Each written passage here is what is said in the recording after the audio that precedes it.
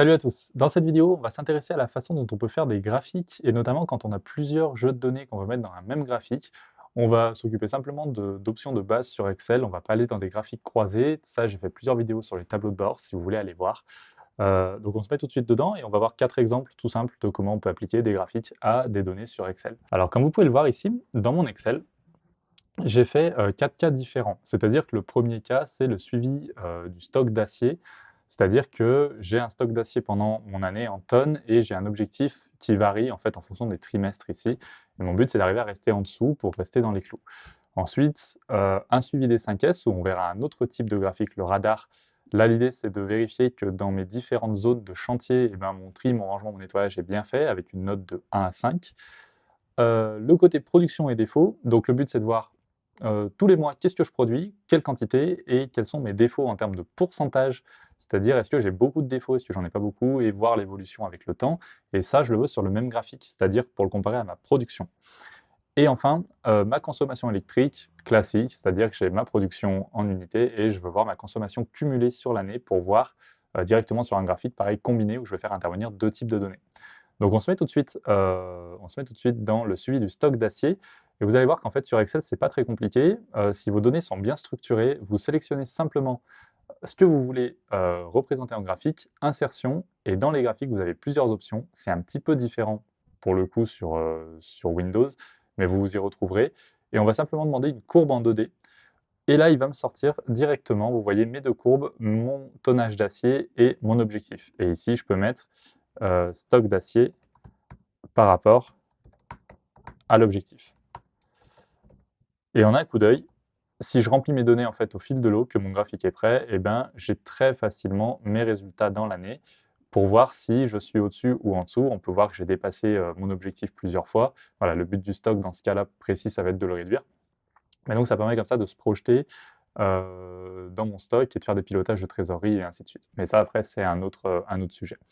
Le deuxième qu'on va faire, c'est le radar, qui est selon moi un excellent graphique à ne pas utiliser pour tout ce qui est date, parce que c'est pas très pertinent.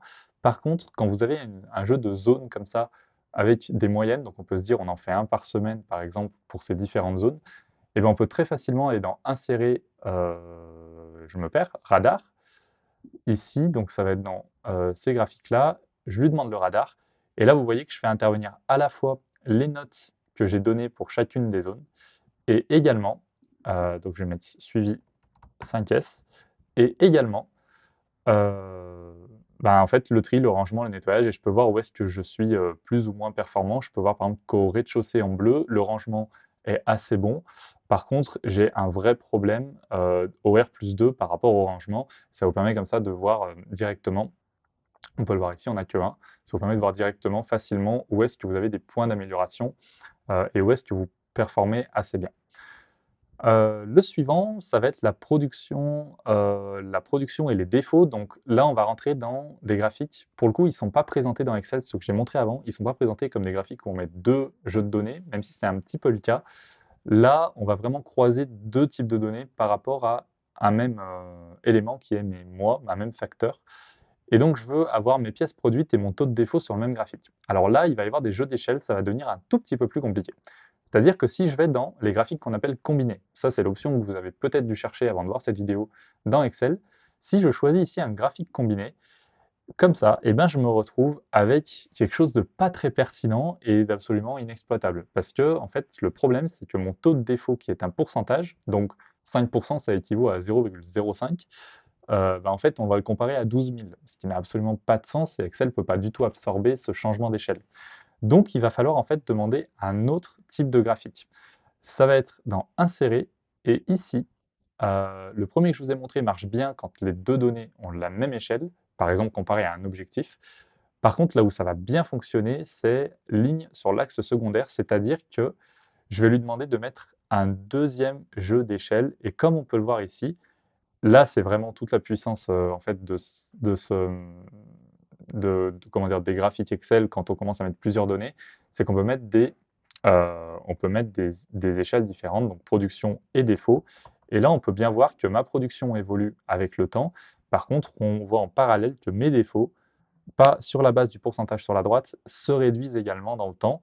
Donc on a un vrai visu très simple sur nos différentes productions et défauts, tout simplement. Et la dernière que je vais faire, ça va être par rapport, alors là on a la même échelle, pour le coup, production et consommation cumulée. C'est juste que c'est un graphique que je trouve assez visuel et assez parlant, parce que je vais lui demander cette fois-ci de mettre, si je vais dans insérer, la colonne avec les aires, comme vous pouvez le voir ici. Et ça va me permettre d'avoir un visuel. Et là, comme vous pouvez le voir, en fait, mon graphique ne s'est pas mis dans le bon sens. Pourquoi? Parce que ma consommation cumulée est en colonne et mon aire n'est pas très parlante dans ce cas précis. Donc, je vais aller dans sélectionner les données. Et en fait, ici, entrée de légende de la série, je vais inverser les deux. Quand je fais ça, il me perd ma plage de données, donc il faut que je la sélectionne à nouveau. En fait, j'ai inversé simplement l'ordre de l'entrée de ma légende pour lui faire comprendre que je veux la production en colonne et ma consommation cumulée en R, ce qui me permet d'avoir un visu très clair sur ma consommation cumulée.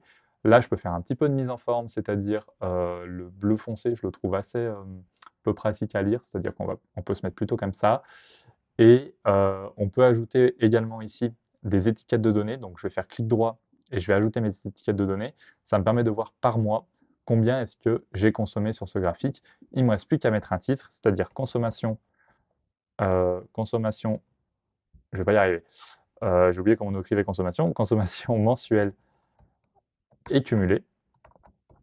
Et je me retrouve avec un graphique extrêmement visuel qui me permet d'identifier mes consommations mensuelles et cumulées au fil de mon année. En fait, les graphiques, ce qu'il faut, c'est vraiment creuser et la façon dont moi je travaille, c'est qu'en fait, je vais simplement sélectionner mes données, créer le graphique, voir ce que ça me donne. Si c'est pas pertinent, et ben en fait, tout va se passer dans le menu que je vous ai montré rapidement, c'est-à-dire dans la création de graphique où vous avez intervertir ligne et colonne. Ça, on peut essayer de sélectionner les données et aller creuser un petit peu. Et en principe, on arrive bien à se ressortir le format qu'on a.